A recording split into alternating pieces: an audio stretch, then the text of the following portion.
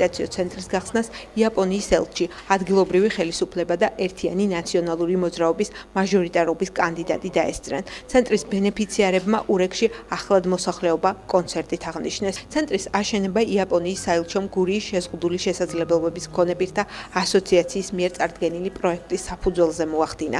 ამიერიდან ცენტრში ერთდროულად 50 ბენეფიციარი სრულ კომფორტში, დასვენებასა და ვარჯის სპეციალისტების დახმარებით შეძლებს. ცენტრში 30-ზე მეტი პერსონალი იმუშავებს.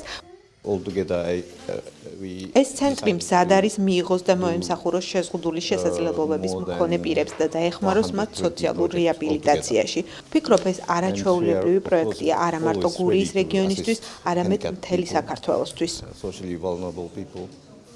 დღეს ჩვენთვის მართლაც ნანატრი დღე და ნანატრი ოცნება აგვისურდა. ჩვენ როგორც აღესა ჩვენ მოვხსოვთ, ქონდა მოძულებული კოტეჯი, არ ქონდა გასასვენებელი სახლი და ბატონი იაპონელების ხალხის დახმარებით მოგვცა ესეთ საშუალება, რომ გავუკეთეთ ეს სანატორიუმი და ძალიან დიდი მადლობა იაპონელ ხალხს.